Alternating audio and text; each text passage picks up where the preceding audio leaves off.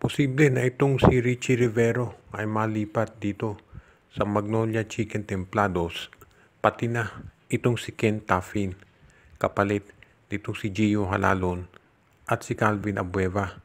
Mukhang yan ngayon ang pinaplano ng dalawang koponan. Ibig sabihin, 4 na players na may involved dito sa trade na ito.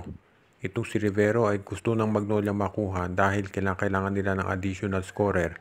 At itong si Ken Taffin, iyan yung wingman na matagal nang hinahanap ni Coach Victolero. Dahil parang urong-sulong yung kanilang trade proposal para dito kay Arvin Tolentino. Hindi pa kasi malaman kung talagang mapupunta si Tolentino sa Magnolia o sa Hinebra. So parang nag-move on na itong Magnolia at ang susubukan na lang nilang kunin ay itong si Ken Taffin at si Richie Rivero. Kung sakaling makuha yan ng Magnolia, ang lakas bigla at babata yung lineup ni Coach Chito Victolero. Alam natin na itong si Richie Rivero pwede rin niya magbaba ng bola kung kinakailangan at mataas ang IQ nito. At itong si Ken Taffin, nakita na natin na kaya nito mag-deliver sa clutch para dito sa Phoenix. So pwede yan sa Magnolia. Sa panig naman itong Phoenix, malamang ito si Abueva, kung makuha nila yan, iti-trade ulit. Tatandaan natin, nanggaling na itong si Abueva dito sa Phoenix Fuel Masters. So malamang itong si Abueva ay i-trade yan dito sa Converge Fiber XS. Ang tanong na lang ay kung sino kapalit. Depende yan siyempre kung sino ang i-offer ng Converge. Samantala naman, itong si Gio Halalon, hindi yan iti-trade ng Phoenix. Gagamitin nila yan pang complement dito kay Tyler Teo. At kung meron pa silang makuhang point guard dito sa darating na draft, posible na makuha nila ito si RJ Abarientos at pag nagkataon, meron kang Tyler Teo, RJ Abarientos at Gio Halalon sa backcourt mo. So sa tingin ko malakas yan para dito sa Phoenix Fuel Masters. At kung ititrade nga nila si Abueva, baka makakuha sila ng big man mula dito sa Converge. Ang Meralco Bulls ngayon ay medyo tahimik pero hindi ibig niya sabihin na sila ay hindi gumagawa ng paraan para makakuha ng mga players na kanilang kakailanganin para dito sa darating na PBA season.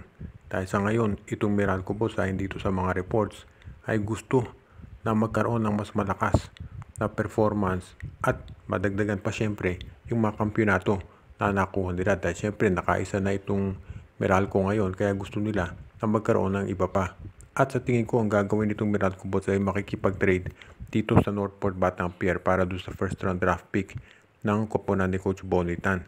Kung sakaling makuha yan, itong Meralco Bulls yan ang gagamitin nila para magkaroon sila ng mas malalim na front court. Sa tingin ko big man pa rin ang kukunin nitong Meralco Bulls.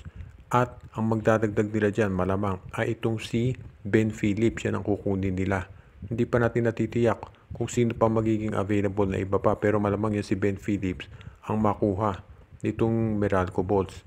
Ang tanong na lamang ay kung papayag itong Raynor, itong Northport sa ganyang trade. Well, depende kasi yan kung sino ang magiging kapalit ng first round draft pick ng Northport. Malamang hihilingin yan itong si Raymond Almasan. Pero tignan natin kung papayag dahil alam natin na very valuable itong si Almasan sa kupunan ni Coach Nenad Vucinic at Luigi Trillo. So sa ngayon, kung sakasakali na hindi pumayag itong Meralco, itong Northport Batang Pier, ay gagandahan dapat ng sabihin na natin Meralco yung offer. Kung hindi si Almasan, si Norbert Torres ang ibigay nila plus si Aaron Black para magkaroon ng additional point guard itong Northport. Kung Northport kasi alam natin kinakailangan nila ng point guard ngayon. So makatutulong dyan itong si Aaron Black kung sakasakali. Iyan ang makuha nila. Kaya abangan natin kung matutuloy nga itong paglipat itong si Aaron Black dito sa Northport Batang Pier.